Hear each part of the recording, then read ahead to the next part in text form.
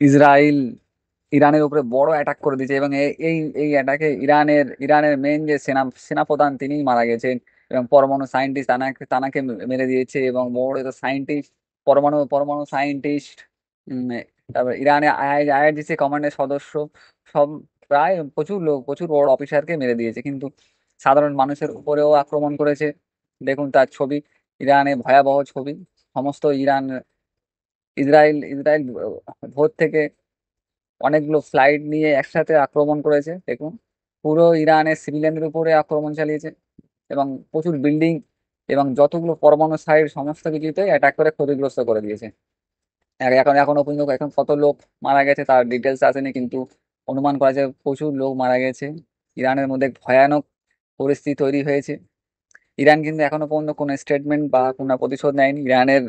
ইরানের সেনা মেন যে ওনার ইরানের যে প্রেসিডেন্ট, উনি কিন্তু মিটিং করছে এখন।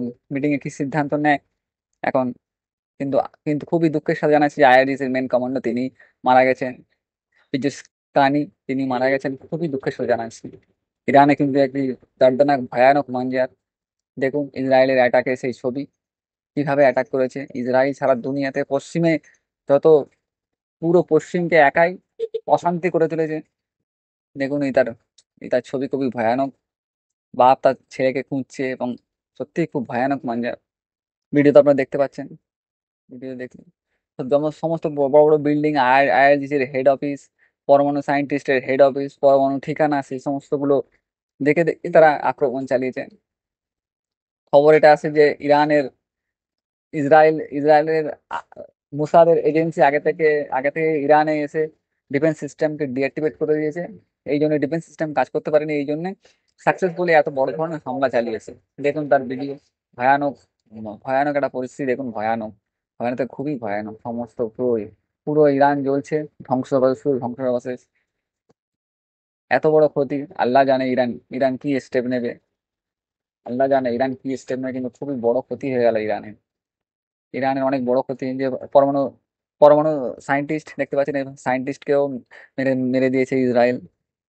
ইসরায়েল আইআরজিসির কমান্ডো তানাকেও মেরে দিয়েছে। দেখুন আগুন এখনো জ্বলছে। ইরান ইরানের প্রেসিডেন্ট মিটিং এ আছেন, তিনি এখন কি সিদ্ধান্ত নেয়। এবং ইসরায়েলের যত সেনাপ্রধান, প্রধানমন্ত্রী সবাই কিন্তু তারা সেফ জোনে চলে গিয়েছে। এবং এই মুহূর্তে দেখা যায় যে ইরান কি স্টেপ নেয়। আমেরিকা কিন্তু আগে থেকে হাত উঠিয়ে নিয়েছে, বলছে এই হামলায় আমাদের কোনো হাত নেই, এটা ইসরায়েল করেছে, আমাদের ঠিকানা যেন আক্রমণ না করা হয়। এখন সব থেকে দেখার বিষয় যে ইরান যে মুখে বলে সেটা কি সত্যি কাজে করে দেখাবে, না শুধু মুখে বলে এসেছে। এখন সেটাই দেখার বিষয়। কিন্তু যা হলো, খুবই ইরানের বড় ক্ষতি হয়ে গেল। জানি না ইরান কি করবে, কিন্তু কিভাবে উঠে দাঁড়াবে, কিন্তু আল্লাহ এদেরকে হিম্মত দিক, আরো যেন এরা আক্রমণের যেন করতে পারে। কারণ আগামী দিনে ইরান যেন আরো মজবুত হয় এবং ইসরায়েল পুরো ধ্বংস করে দিতে পারে। এটাই আমরা সবাই দোয়া করি, পাঁচ জুম্মার দিন সবাই যেন প্রার্থনা করি, আল্লাহর কাছে দোয়া করি যেন ইরান বড় ধরনের অ্যাটাক করে ইসরায়েল যেন খতম করে দিতে পারে। সবাই কমেন্টে লিখে আল্লাহ আমিন।